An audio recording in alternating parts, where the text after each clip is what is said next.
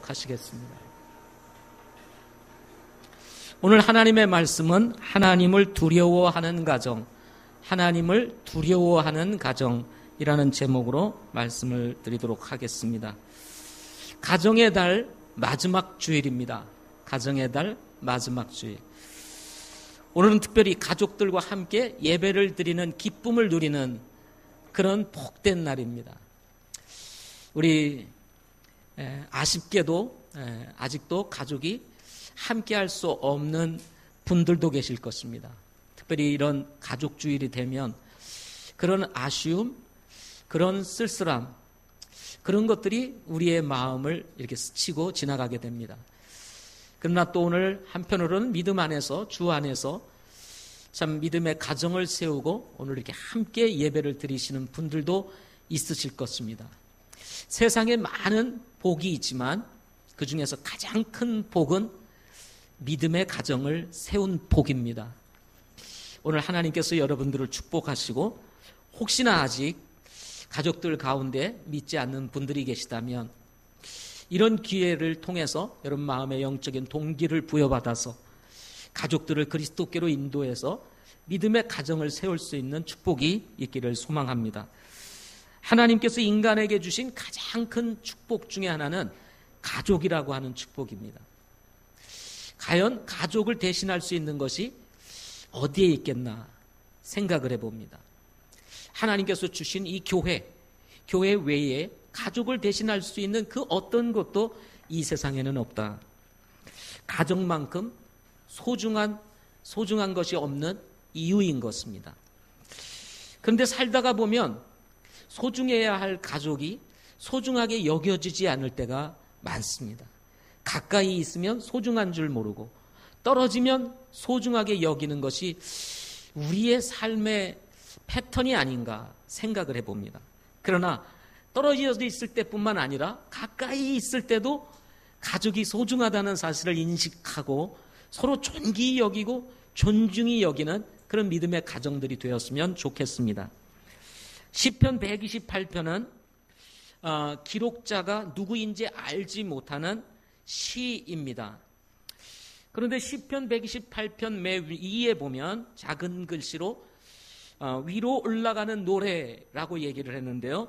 이 위로 올라가는 노래라는 것은 성전으로 올라가면서 부른 노래라고 말할 수가 있습니다.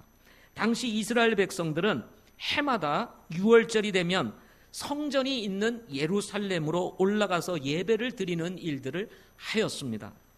물론 예루살렘에 사는 사람들은 성전에 올라가는 것이 어려운 일이 아니었지만 예루살렘 외에 이스라엘 전국에 흩어져 있는 사람들이, 백성들이 이 6월절 명절을 맞아서 예루살렘으로 올라가 하나님을 예배하는 일은 결코 쉬운 일이 아니었습니다. 누가복음 2장 44절에 보면 예수님께서 가족들과 함께 6월절 명절을 지키기 위해서 예루살렘으로 올라가신 말씀이 기록되어 있습니다. 당시 예수님은 나사렛 동네라고 하는 곳에 살고 있었습니다. 그런데 이 나사렛에서 예루살렘까지 거리는 151km나 되었습니다. 사람이 보통 걸어서 100리를 간다고 합니다. 100리를 간다고 하면 빨리 걸으면 3일 길을 가야 하는 거리였고 일반적으로 가면 4일 길을 가야 하는 사실은 장거리라고 할 수가 있는 것입니다. 지금처럼 무슨 차가 있고 무슨 교통수단이 있는 것이 아니라 당시에는 걸어서 가는 그런 상황이었기 때문에 예루살렘으로 올라가서 성전에서 예배를 드리기 위해서는 적어도 예수님도 사흘 길을 올라가서 4일을 올라가서 예배를 드려야만 했다는 것입니다. 이렇게 시편 128편은 성전 순례를 위한 시라 이렇게 말할 수가 있는 것입니다. 무명의 시인은 성전을 향한 고된 순례길에서 바로 이 시편 128편을 기록하면서 이렇게 말씀하고 있는 것입니다. 주를 두려워하며 그분의 길을 걷는 모든 자에게 주시는 복, 주시는 그 복에 대해서 오늘 본문에서 말씀하고 있는 것입니다. 주를 두려워하며 그분의 길을 걷는 모든 자에게 하나님께서 복을 주신다라고 말씀하고 있는 것입니다. 일상의 삶을 뒤로한 채 6월절 명절의 시기에 1년에 한 번씩 성전을 향해 순례 길에 오른다는 것은 주를 두려워하거나 그분의 길을 걷겠다는 강한 신앙의 의지가 없이는 참으로 어려운 일이었을 것이라는 것입니다. 따라서 성전으로 올라가고 있다는 이 사실은 이미 상당한 희생을 감수하고 있다라고 하는 하나의 증거이기도 하다는 것입니다. 그럼에도 불구하고 무명의 시인의 내면에 가지고 있는 확신이 한 가지 있었습니다. 그것은 주를 두려워하고 그분의 길을 걷는 자에게는 하나님께서 복을 주신다고 하는 확신이었습니다. 3일길 아니 왕복 6일길 8일길을 가야 한다는 것은 개인적으로 재산상 여러 가지 삶의 손실이 있었을 것이 틀림이 없습니다. 가는 길도 고되고 오는 길도 고된 일입니다. 이것은 많은 대가를 지불해야 하는 길이었던 것입니다. 그럼에도 불구하고 시인이 가지고 있었던 확신, 주를 두려워하고 그분의 길을 걷는 자에게는 하나님께서 복을 주시겠다고 하는 이런 확신을 가지고 있었던 것입니다. 따라서 시인은 본시를 시작하면서 복이 있도다라는 말로 시작을 합니다. 우리가 읽은 시편 128편 1절은 복이 있도다라는 말로 시작하지 아니하고 복이 맨 끝 부분에 들어가 있습니다. 그러나 영어 성경에 보면 Blessed is everyone 이라고 얘기를 합니다. 이 blessed가 가장 먼저 나와 있는 것을 보게 됩니다.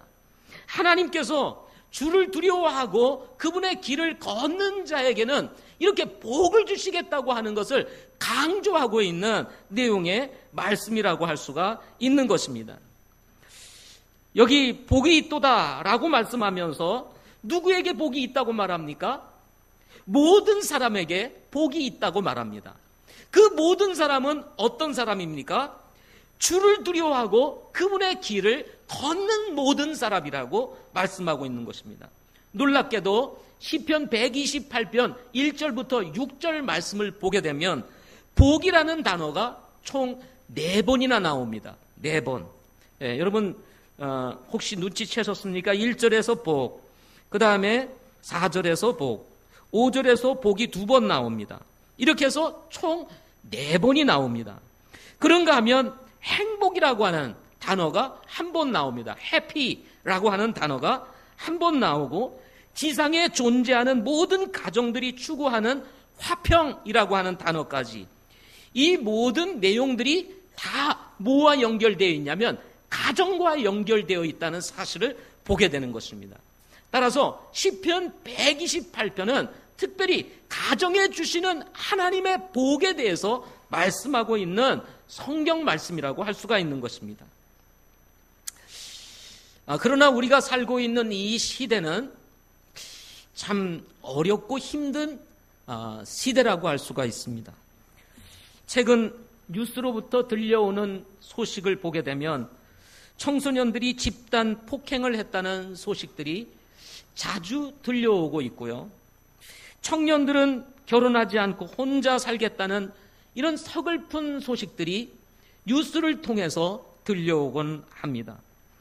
지난 주말에도 강릉 어느 지역에서는 같은 동네에 살고 있는 홀로 사는 사람들이 고독사했다는 소식이 뉴스를 통해서 전해지기도 했습니다. 40대의 두 사람이었습니다. 이들은 홀로 살고 있었다고 합니다. 무슨 이유에서 홀로 살고 있었는지, 또 무슨 이유에서 그들이 세상을 떠났는지는 알지 못하지만 인생을 사는 과정 속에서 아무도 없는 혼자의 방에서 쓸쓸히 죽음을 맞이했다고 하는 것은 참으로 슬픈 일이 아닐 수가 없는 것입니다.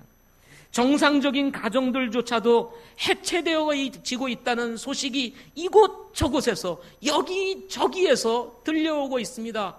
누구도 가정이 깨어졌대, 누구도 헤어졌대, 누구도 이별을 했대 등등의 소식들이 이곳저곳에서 우리 주변에서 마구마구 들려오고 있는 시대인 것입니다.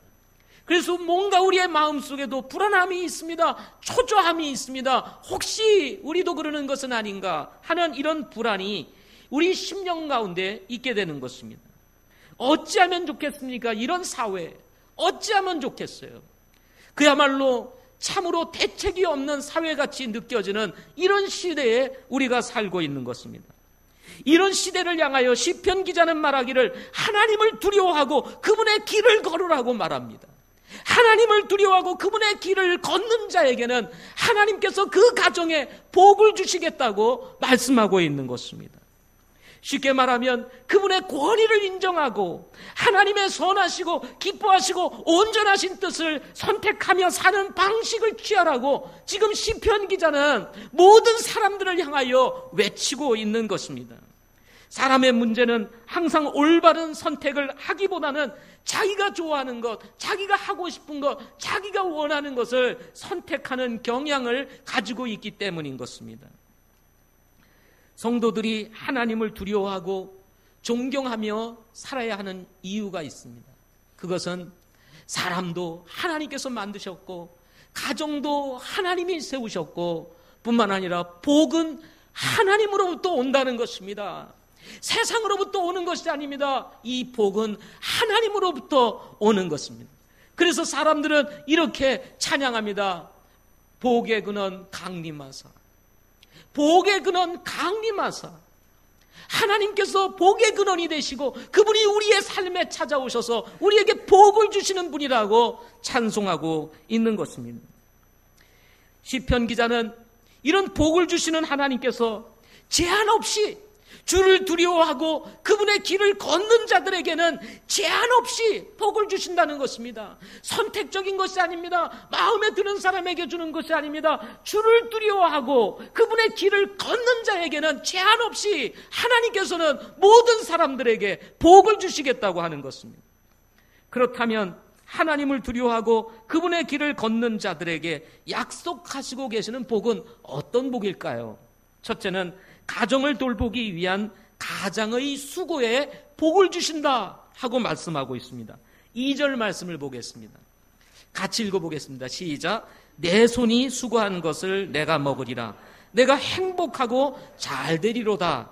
여기 내 손이 수고한 것을 내가 먹으리라 할 때 이 내는 바로 한 가정의 가장을 말하는 것입니다. 사람이 인생을 살면서요, 참 일을 하면서 땀을 흘리며 우리가 살아가고 있습니다. 열심히 일하지 아니하면 먹고 살기가 쉽지 않은 세상입니다. 그 어느 때보다도 부유하고 넉넉한 시대에 우리가 살아가고 있지만 그럼에도 불구하고 일하지 아니하면 먹을 수 없는 시대가 바로 지금 우리가 살고 있는 시대라고 할 수가 있습니다. 이런 시대에 살고 있는 우리들에게 있어서의 진정한 복이 뭐냐? 그것은 뭐냐면 우리가 수고한 대로, 땀을 흘린 대로, 우리가 노동을 한 대로 하는 대로 거둘 수 있는 것이 축복이라는 것입니다. 수고한 대로, 일한 대로 거둘 수만 있다면 여러분 이게 복이 아니겠습니까? 여러분, 내가 수고하고 땀을 흘려서 거두어들인 것을 먹는 것이 보람이 있고 그리고 즐거움이 있는 것이지, 갑자기 어디서 뚝 떨어진 거 먹으면요 뭔가 달콤한 것 같은데요 뭔가 허전합니다. 뭔가 불안합니다. 그런 거 있지 않습니까? 여러분, 갑자기 무슨 횡재를 하거나 복권이 당첨돼가지고 무슨 큰 돈이 들어오는 것이, 그런 게 복이 아닙니다. 오히려 그것 때문에 인생 망하는 사람들이 많습니다. 일하지 아니하고 얻어지는 것들은 오히려 저주일 수 있다는 사실을 우리는 기억해야 하는 것입니다. 금요일과 토요일과 주일 저녁이 되면요, 우리 저 바로 요 교회 밑에 있는 경륜장에서 쏟아져 나오는 사람들을 저는 종종 보게 됩니다. 금요일 오후 늦은 시간 되면은 사람들이 막 쏟아져 나와요. 이 사람이 처음에는 누구일까? 그랬더니 경륜장에서 경륜을 하던 사람들이 쏟아져 나오는 거예요. 그래서 제가 가끔은 유심히 살펴봅니다. 저분들은 어떤 분들이기에 지금 경륜장에서 저렇게 쏟아져 나올까? 보면은요, 넥타이를 매고 아주 이렇게 신사처럼 이렇게 다 입고 좀 품위가 있어 보이고, 이런 분들은 없어요.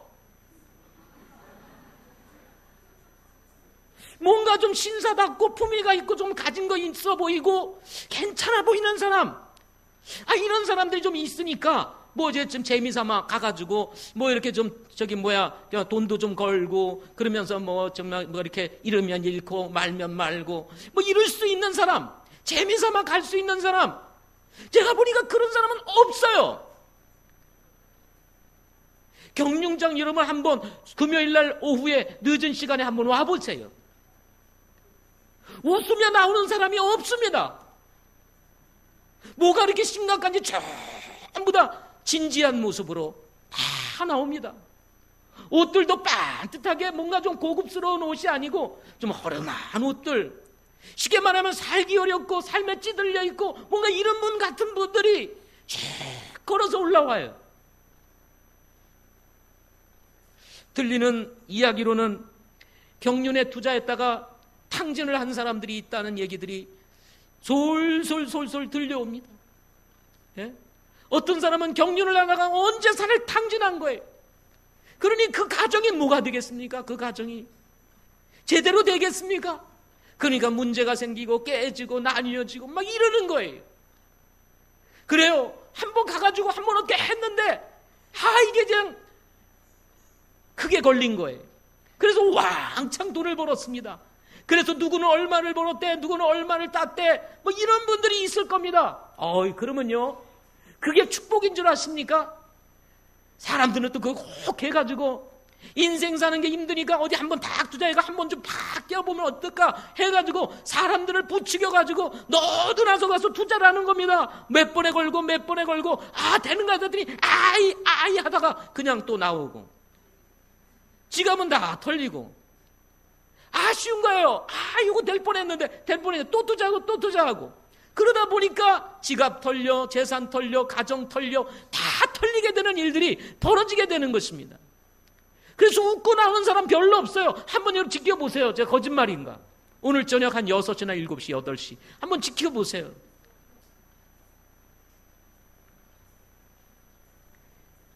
손으로 일을 해서 정당한 대가로 살아가는 것이 아니라 한탕을 바라며 투자를 하다가 결국 탕진을 하게 되는 이런 일들이 지금 세상에 벌어지고 있는 것입니다.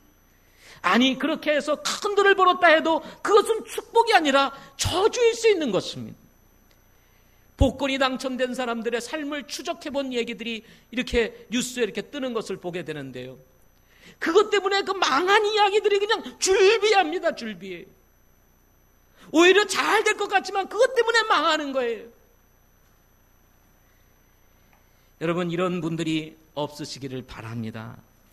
그런데 오늘 본문 말씀에서 보면요, 하나님께서 어떤 약속을 우리에게 주냐면 2절 말씀에 보면 하나님께서는 우리가 수고한 대로 거두도록 보장해 주시겠다고 하는 약속이 바로 2절 말씀에 들어있는 것입니다. 내 손이 수고한 것을 내가 먹으리라. 주를 두려워하고 그분의 길을 걷는 자에게는 내 손이 수고한 것을 내가 먹으리라.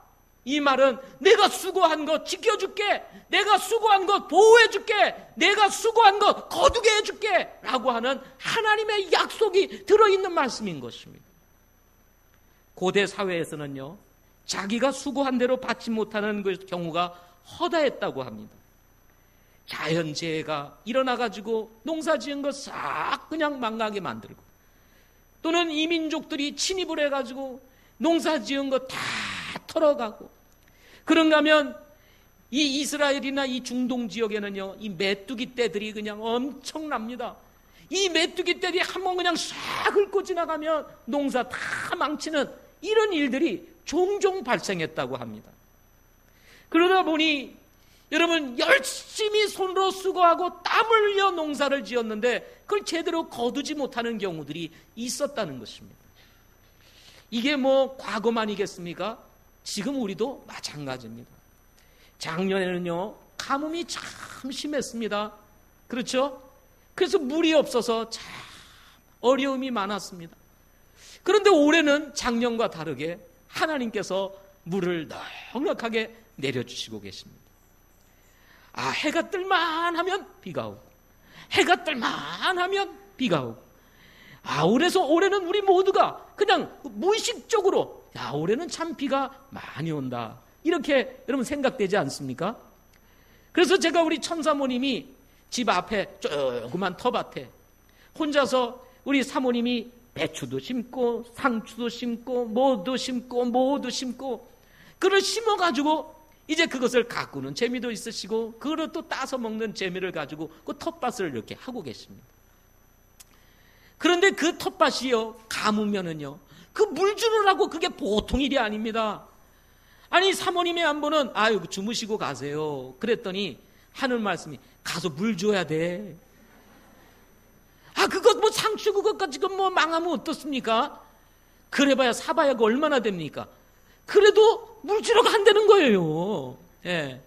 그래서 이게 이제 어디를 가시면은 이 텃밭이 참 염려가 되는 거예요. 그런데 요즘은 비가 자주 내리니 얼마나 좋습니까? 그래서 제가 사모님 참 요즘 뭐 물란도 안 주시고 좋으시겠네요. 그랬더니 뭐라고 얘기를 하시냐면 아이 말도 말하는 거예요. 비가 너무 많이 오는 것도 문제라는 거예요. 비가 많이 오니까 이 채소들이 다 녹아내린다는 겁니다. 그래서 상추도 다 녹아내리고 심어놓은 것들이 다 물이 많아가지고 먹기가 힘들게 된다는 거예요. 그래서 그런지요 올해 감자값이 비싸다고 합니다. 감자값이 왜 이렇게 비싼지 모른대요. 그런데 이때가 되면요 이 감자가 제주도에서 막 올라온답니다. 그런데 이 제주도에서 올라와야 될 이 감자들이 지금 올라오지를 않고 있다는 거예요. 쉽게 말하면 비도 자주 오고 그야말로 엉망이 돼가지고 감자 농사가 안 된 모양입니다.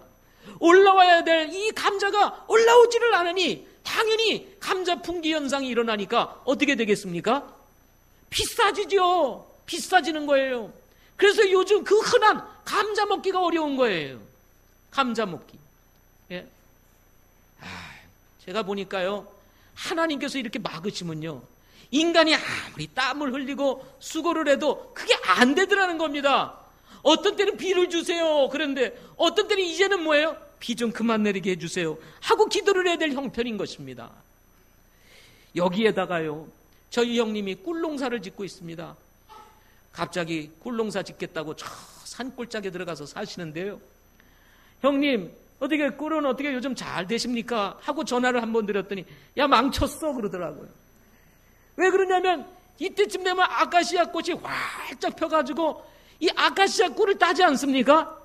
그런데 이게 비가 자주 와가지고 아니 벌들이 날아가가지고 꿀을 따려고 하면 비가 내리고 비가 또 꿀을 따려고 하면 비가 내리고 그러다가 아카시아 꽃이 그냥 다 시들시들해가지고 다 그냥 떨어져 버린 거예요. 그래서 올해 꿀농사 망쳤다 그렇게 얘기를 하는 거예요. 꿀농사를 짓는 분들은요 꿀 그거 따고 그걸로 1년 농사거든요. 그런데 이 봄에 꿀농사 망치면 1년 망치는 거예요. 예?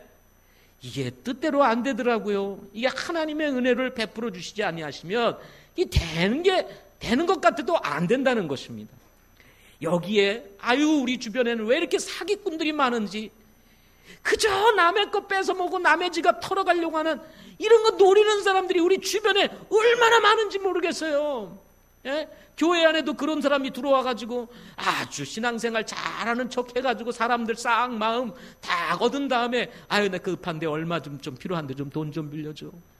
근데 그렇게 잘해주고 친해줬는데 돈을 안 빌려줄 수가 있어야지. 그리고 또 빌려줍니다. 아무한테도 얘기하지 마. 예? 내가 꼭 갚을게. 예? 그리고는 이 사람 저 사람 이렇게 빌려가지고는 어느 순간 보면 교회를 안 나와. 그게 뭐예요? 도망간 거죠. 도망간 거. 아주 의도적으로 그렇게 들어와가지고 의도적으로 아주 신앙생활 잘하는 것처럼 이 사람 저 사람 막 섬겨주고 퍼주고 막 이러다가 이 사람 저 사람에게 돈 빌려가지고 도망가는 이런 일들이 교회 안에 있다 이 말입니다. 이런 사기꾼들이 꼭 어디 와요? 어디 와요? 교회 와요. 교회. 그래서 여러분 나한테 뭐 잘해주는 사람이면요 그거 다시 봐야 돼요. 아니 옛날부터 잘해주시는 분들은 괜찮고 조심해야 돼. 조심해야 돼. 돈 떼먹는 사람들은 천지입니다. 일을 해줬는데 돈을 안 주는 사람들이 천지예요. 돈을 줘도 그냥 주겠다.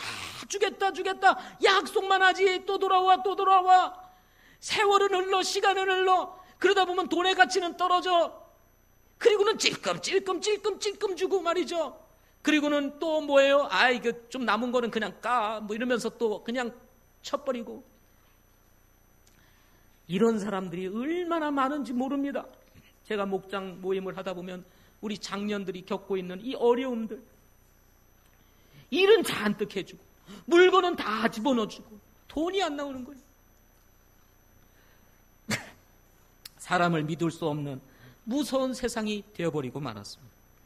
이렇게 수고를 해도 이런저런 일들로 인해서 수고한 대로 못 거두는 일들이 세상에는 많이 있다는 것입니다. 그러나 시편 기자는 우리에게 이렇게 말씀하십니다. 주를 두려워하고 그분의 길을 걷는 자들에게는 손으로 수고한 대로 열매를 거둘 수 있도록 하나님께서 보존해 주시겠다는 거예요. 하나님께서 보장해 주시겠다는 것입니다. 하나님께서 보호해 주시겠다는 것입니다. 하나님께서 돌봐주시겠다는 것입니다. 이것이 바로 시편 기자가 가지고 있는 확신이었습니다. 성전으로 올라가는 그 순례의 길에 많은 손실도 있을 거, 일을 해야 돼 먹고 사는데 일도 하지 못하는 이러한 일들이 있을지라도 하나님께서는 이 모든 것들을 뒤로하고 그분의 길을 가게 되면 하나님께서 복을 주시겠다고 말씀하고 있는 것입니다. 우리에게 수고한 대로 먹게 하시는 하나님의 은혜, 하나님의 복을 허락해 주시겠다는 것입니다. 우리가 일한 대로 벌 수만 있으면요, 사는데 지장이 없어요. 그래요, 안 그래요? 그렇죠. 그래서 여러분, 우리가 수고한 대로 거두게 하신다면 그것이 바로 축복인 것입니다. 무슨 한탕이 아니라 우리가 수고한 대로만 거둘 수 있는 것도 그것이 하나님이 우리에게 주시는 복이라는 사실을 시편 기자가 밝히고 있는 것입니다. 여러분, 하나님은 좋으신 분이십니다. 하나님은 정말 좋으신 분이십니다. 시편 기자는 성전에 올라가면서 시편을 통해 이렇게 고백을 하고 있는 것입니다. 2절 마지막 절을 보십시오. 내가 행복하고 잘 되리로다. 여러분 따라서 해보십시오. 내가 잘 되고 행복하리라. 여러분, 우리가 수고한 대로 거둔 것을 먹고 즐거워하며 기뻐하며 행복하면 됐지. 뭘 더 바라겠습니까? 그러지 않습니까? 그래서 시편 기자는 주를 두려워하고 그분의 길을 걷는 자는 내가 행복하고 잘 되리로다 하고 선언하고 있는 것입니다. 이것은 시편 기자가 가지고 있는 믿음의 확신이요, 신앙의 고백이었던 것입니다. 사랑하는 성도 여러분, 우리는 이 땅에 살아가면서 여러 가지 일들을 많이 만납니다. 그렇지만 우리가 가지고 있는 확신, 그것은 뭐냐면 주님을 중심으로 주님의 권위를 인정하고 하나님이 기뻐하시고 선하시고 온전한 뜻이 무엇인지 분별하고 그것을 선택하는 방식을 쫓아 살게 되면 반드시 하나님께서 행복하고 잘되게 하시겠다고 하는 복을 우리에게 허락해 주셨다는 것입니다. 여러분이 잘 하시는 말씀처럼 여호수아 1장 8절 말씀, 너는 이 율법책을 내 입에서 떠나지 말게 하며 밤낮으로 그것을 묵상하여 그 안에 기록된 모든 것에 따라 지켜 행하라. 그리하면 내가 내 길을 형통하게 하며 또한 크게 성공하리라 하고 말씀하셨습니다. 하나님의 말씀을 기준으로 삼고 하나님의 말씀에서 벗어나지 아니냐, 하나님의 말씀을 나의 삶에 정말 이 원칙으로 삼고 규칙으로 삼고 이 말씀을 쫓아가게 되면 내가 형통하게 되고 크게 성공하리라 하고 말씀하고 있는 것입니다. 시편 128편 2절 말씀이 여러분의 말씀이 되기를 바랍니다. 두 번째로는 아내와 자녀들에게 또 복을 주신다는 것입니다. 3절 말씀입니다. 3절 같이 읽겠습니다. 시작. 내 아내는 내 집 곁에서 열매를 많이 맺는 포도나무 같으며 내 자식들은 내 상 둘레의 올리브 묘며 같으리로다.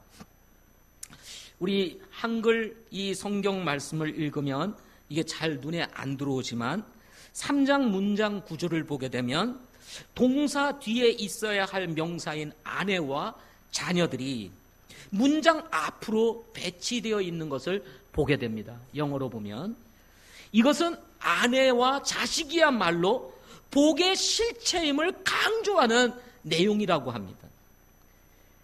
주를 두려워하고 그분의 길을 걷는 자에게는 하나님께서 아내를 축복하고 자녀들을 축복하시겠다고 하는 것을 강조하기 위해서 바로 아내와 자녀들을 맨 앞에 배치했다는 것입니다.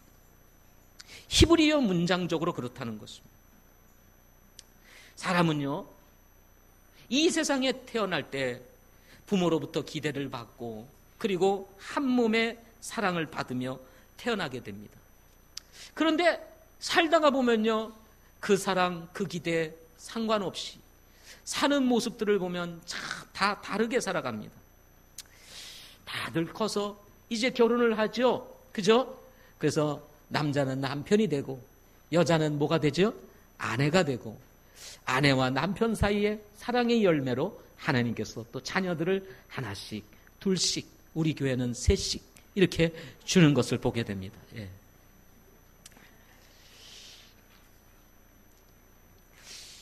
여러분, 살아가면서 가족이 있다는 것은 크나큰 복입니다. 그냥 주어지는 것 같지만요, 이게요, 자녀의 복이라고 하는 것은 참 결혼한 부부에게 있어서는 아주 특별한 것입니다. 그러나 행복해야 할 우리의 가정들이 상처투성이가 되고 회복 불능의 상태로 빠져드는 이런 가정들이 속속 늘어나고 있다는 소식들이 우리 주변에서 들려오곤 합니다. 입에서 말이 나오자마자 무섭게 받아치는 부부들, 서로 인정하지 않으며 싸우는 부부들도 우리는 종종 보게 됩니다. 저도 예외는 아닙니다. 이런 가정의 풍경 누구도 원하지 않지만 이렇게 되는 이유는 그 중심에 하나님이 계시지 않기 때문인 것입니다. 하나님의 권위가 우리의 삶의 중심이 되어야 되고 하나님의 권위에 따라서 우리가 판단하고 결정하며 살아야 되는데, 내가 하나님이 되고 내가 중심이 되어서 모든 것을 결정하며 사니 내 자존심 내려놓지 못하고 아내의 자존심 내려놓지 못하고 자녀들조차도 나도 인간이다 해가지고 자기 목소리를 내니 가정이 어떻게 되겠습니까? 여러분, 가정의 권위는 남편이 아닙니다. 아내가 가정의 권위가 아닙니다. 자녀들이 가정의 권위가 아닙니다. 가정의 권위는 하나님이신 것입니다. 하나님. 물론 남편에게 그 대리로 가정의 모든 것을 결정하고 이끌어 갈 수 있는 그런 권위를 부여했지만 그 권위가 자기 마음대로 하라는 그런 의미는 아닙니다. 하나님의 권위에 따라서 하나님의 말씀을 따라서 이 가정을 잘 치리하고 인도하라는 것이지 내가 원하는 대로 내가 마음대로 쥐어잡고 하라는 그런 의미가 아니라는 것입니다. 따라서 남편도 하나님의 권위에 복종하고 아내도 하나님의 말씀에 복종하고 하나님의 권위에 복종하고 자녀들도 하나님의 권위에 복종을 하면 가정이 화평하고 하나 되고 온전한 가정이 될 텐데, 이게 각자 다 주권이 있는 거예요. 자기가 다 주권을 가지고 흔듭니다. 그러니 어떻게 되겠습니까? 가정이 깨어지고 찢어지고 상하고 아프게 되는 일들이 벌어지게 되는 것입니다. 이렇게 되면요, 여러분, 안 되겠죠? 아멘. 그러므로 여러분, 여러분의 생각을 내려놓으시기를 바랍니다. 여러분의 주장을 내려놓으시기 바랍니다. 하나님이 우리의 권위라는 사실을 아시고 하나님이 원하시는 것이 무엇이고 하나님이 기뻐하시는 것이 무엇이고 하나님이 좋아하시는 것이 무엇인지를 알고 우리가 결정을 한다면 결코 과정은요, 절대로 상하지 않게 되고 찢어지는 일이 없게 될 것이라는 것입니다. 이렇게 되면 하나님께서 아내를 열매 맺는 포도나무같이 복덩이가 되게 하시겠다 하고 말씀하시는 것입니다. 여기 말씀을 보게 되면요, 이렇게 말씀을 했습니다. 내 아내는 내 집 곁에서 열매를 많이 맺는 포도나무 같으며, 그런데 열매를 많이 맺는다는 말이 이게 뭐냐면 생육하고 다산한다는 것입니다. 다산하는 축복을 주시겠다는 거예요. 그래서 자녀를 많이 낳는 것은요, 하나님이 주시는 축복인 것입니다. 이거 저주로 여기는 분들은 이건 하나님의 말씀을 거부하는 거예요. 자녀를 주시는 것은 하나님의 축복인 것입니다. 아멘? 왜 남자들이 대답을 하십니까? 자매들이 대답을 하셔야지. 네. 아내들이 대답하셔야 되는 겁니다. 여기 성경이 그렇게 말씀하고 있는 거예요. 그러나 여기서 다산이라고 하는 것만을 강조하는 것은 아닙니다. 여기서 말하는 것은 열매를 많이 맺는다는 것은 풍성함을 강조해 주는 거예요. 포도나무에 열매가 가득합니다. 얼마나 풍성해요. 가정이 풍성해지고 가정이 화목해지고 포도 열매는 또 기쁨을 얘기하잖아요. 화목하니 기쁨이 있고 풍성함이 있으니까 너무 좋지 않습니까? 넉넉함이 있잖아요. 그래서 하나님께서 가정을 축복하시겠다고 하는 말씀을 아내를 통해서 자녀를 통해서 말씀하고 있는 것입니다. 여기 어린 자녀들은 상둘레에 있는 어린 감람나무 같다, 이렇게 말씀을 했습니다. 이 감람나무는요, 나무 중에서 아주 빠르게 성장한다고 합니다. 특별히 나무 중에서도 빠르게 성장하는 나무가 감람나무라고 합니다. 그런데다가 이 감람나무는 하여튼 쓸모가 없는 것이 없다고 합니다. 열매는 열매대로, 이파리는 이파리대로, 나무는 나무대로, 이 감람나무는요 아주 유용한 나무라고 합니다. 이런 감람나무 어린 묘목이 상둘레에 싹 있다고 생각을 해보십시오. 얼마나 좋습니까? 쓸모있는 아이들이 종알종알 상둘레에서 같이 밥을 먹고 음식을 나누면서 아이들이 웃고 뭐 이러면서 음식을 나눈다고 생각해 보세요. 얼마나 아름다운 풍경입니까? 그죠? 그런데 어린 감람나무 묘목 같아야 될 우리 아이들이 가시나무가 돼가지고 서로 싸우고 찢고 막 이렇게 되면 어떻게 되겠습니까? 그게 아니라 하나님께서는 어린 감람나무 묘목같이 상둘레에 쫙 있는 그 모습, 이 아이들이 정말 빠르게 성장하여 앞으로 유용한 사람이 될 것이라고 하는 이 소망, 이 기대, 이런 기대가 있는 가정, 이런 가정을 지금 오늘 본문에서 묘사하고 있는 것입니다. 하나님을 두려워하고 그리고 그분의 길을 걷는 자에게 하나님께서는 이렇게 아내와 자녀들을 축복하신다고 하는 것입니다. 따라서 우리는 하나님이 중심이 되는 그런 가정을 만들어야 할 것입니다. TV가 목자가 되어 가는 그런 가정이 되어서는 안 돼요. 게임이 목자가 돼가지고 인도하는 가정이 되어서는 안 됩니다. 하나님이 나의 목자시니 그러는데 TV가 나의 목자시니 이렇게 하면 되겠습니까? TV 때문에 예배 안 나오시는 분들이 있으면 오늘 회개하시기를 바랍니다. 수요 예배 때에 연속극이 아쉬워가지고 수요 예배 안 나오시는 분들이 있으면 회개하시기를 바랍니다. 수요 예배 때 올 수 있는데도 안 오시는 분들, 뭐가 목자가 됐는지 한번 깊이 생각해 보시기 바랍니다. 뭐가 중심이 되어 계신지 한번 깊이 생각해 보시기를 바랍니다. 따라서 하나님을 두려워하는 자에게 주시는 아내의 복, 하나님 두려워하는 자에게 주시는 자녀의 복이 우리 모든 가정 위에 넘치기를 바랍니다.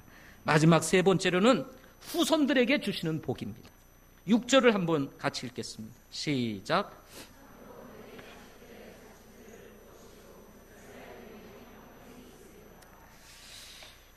청년 시절 가지고 있었던 꿈이 있었습니다. 그 중에 하나가 믿음의 가정을 세우는 것이었습니다. 천씨와 구씨 가문을 다 둘러보아도 믿는 가정이 없었습니다. 저희 어머님은 구씨고 저희 아버지는 천씨였습니다. 숫자로는 1009입니다. 네, 1009. 네. 만씨나 조씨나 이런 분 앞에는 저희가 고개를 들지 못하지만 그래도 이씨나 오씨나 이런 분들에게는 약간 고개를 들만 합니다. 네. 우리 교회는 조씨도 있어요. 웃고자 하는 얘기입니다. 저희 집을 친가나 외가나 다 둘러보니 믿는 가정이 없었습니다. 예수 믿고 나서 보니 믿는 게 너무 좋은 거예요. 그래서 청년 시절 주님을 섬기면서 가지고 있었던 꿈이 내가 나중에 크면 꼭 믿음의 가정을 세워야 되겠다. 물론 가족 전도를 위해서도 하나님 앞에 가정을 달라고 기도하고 아들을 달라고 기도했다는 소문은 여러분이 이미 듣고 아실 것입니다. 그죠? 그래서 기도를 하는데 하나님께서 은혜로 저희 집사람을 만나서 결혼하여 가정을 이루게 되었습니다. 그리고는 하나님께서 저희 가정에 새 자녀를 허락해 주셨습니다. 이제 참 이렇게 하나님께서 새 자녀를 주시고 이렇게 믿음의 가정을 이루고 살아오면서 이제 좀 가족들에게 복음을 전하고 우리 자녀들이 잘 되는 것을 보고 정말 믿지 않는 우리 친척들을 그리스도께로 인도해야 되겠다 이렇게 생각을 했는데 우리 자녀들이 크기 전에 어르신들이 다 세상을 떠나는 것입니다. 어르신들이 다 세상을 떠나 이제는 다 우리 집안에 한 분이 남아 계십니다. 한 분. 큰어머니 한 분이 딱 남아 계신데 이분도 이제는 얼굴 뵙기가 쉽지 않습니다. 사촌들은 때마다 이제 경조사에 의해서 만나게 되는데 어르신들이 돌아가니까 사촌들도 만나기가 어렵습니다.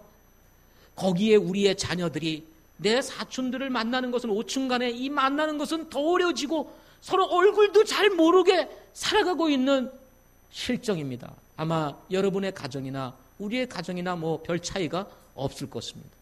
우리 사촌들, 내 사촌들 밑에 자녀들끼리 또 만나는 거는 이거는 더 어려운 상황입니다.